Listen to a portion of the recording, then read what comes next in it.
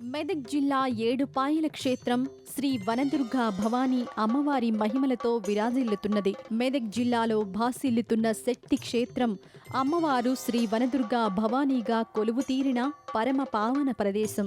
నేటి భక్తి సమాచారంలో ఏడుపాయల శ్రీ వనదుర్గా భవానీ క్షేత్ర మహిమలు తెలుసుకుందాం.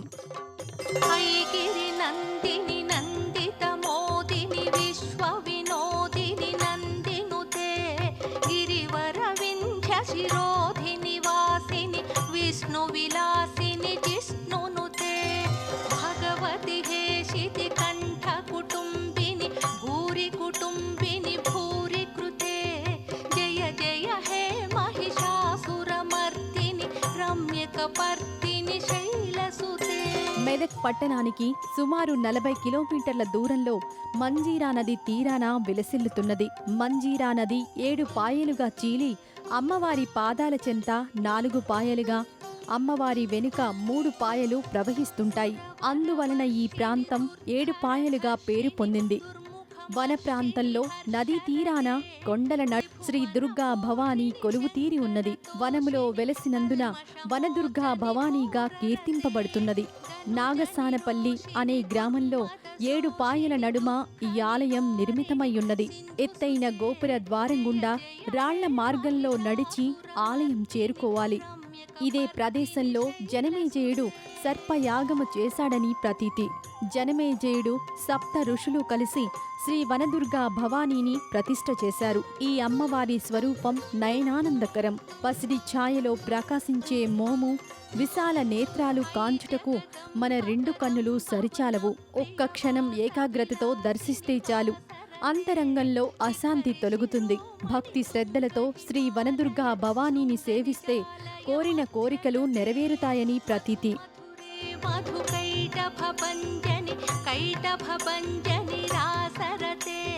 జయ జయ హే महिषासुरमर्दिनि रम्यकपर्दिनि शैलसुते.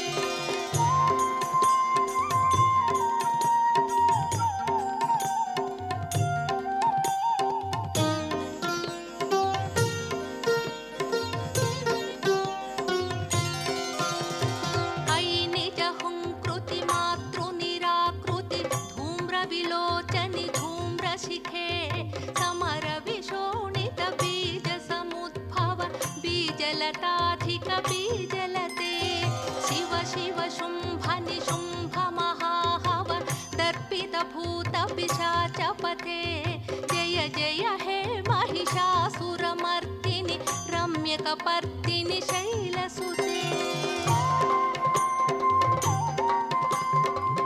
సమీపాన ఒక గుండం ఉన్నది. ఈ గుండాన్ని సంతాన గుండమంటారు. అమ్మవారిని దర్శించి ఈ సంతాన గుండంలో స్నానమాచరిస్తే సంతానం ప్రాప్తిస్తుందని భక్తుల ప్రగాఢ విశ్వాసం. రాష్ట్రం నలుమూలల నుండి భక్తులు విచ్చేసి ఈ గుండంలో స్నానమాచరించి అమ్మవారి కృపచే సంతానం ప్రాప్తి పొందారని తెలిపారు. అలాంటి వాళ్ళది నిజమైన ప్రేమ కాదు, అది వ్యామోహం. ఎగ్జాక్ట్లీ చిన్నత్త, నిజంగా ప్రేమించుకున్న వాళ్ళు అలా చేయరు. ఎంత మనసు విరిగిపోతే కన్న కూతుర్ని పట్టుకొని మా దృష్టిలో చచ్చిపోయా ఉంటుందా తల్లి?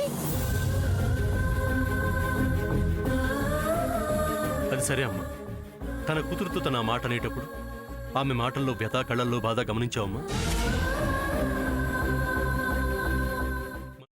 పెద్దబాబుకు బర్త్డే విషెస్ చెప్పు కూడా వెళ్ళాం కదా. ఊరికే ఎలా కాలిపోతుంది? మంట పెడితేనో పడితేనో తగలబడుతుంది.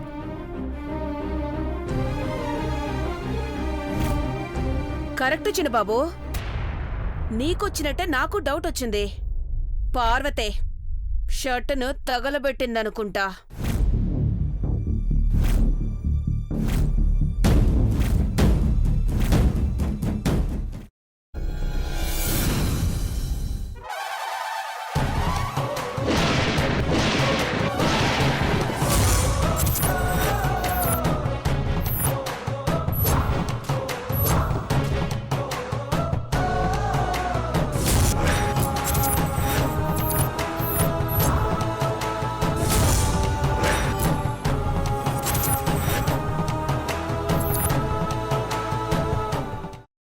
చేసుకున్న తర్వాత పొట్టు తీసేసి చాప్ చేసి పక్కన పెట్టుకోవాలి. ఒక ప్యాన్లో కొద్దిగా నూనె వేడి చేసి అందులో ఆవాలు, మినప్పప్పు, శనగపప్పు, కరివేపాకు, సన్నగా తరిగి పెట్టుకున్న ఉల్లిపాయలు వేసుకుని 1 నిమిషం పాటు వేయించుకోవాలి. ఆ తర్వాత కాల్చి కట్ చేసి పెట్టుకున్న వంకాయని కూడా అందులో వేసుకుని బాగా మిక్స్ చేసి బౌల్లోకి ట్రాన్స్ఫర్ చేసుకుని అందులో తగినంత చిక్కటి పెరుగు లేదా పల్చటి పెరుగు వేసుకుని మిక్స్ చేసి అన్నంతో కానివ్వండి, చపాతీతో కానివ్వండి సర్వ్ చేసినా చాలా బాగుంటుంది.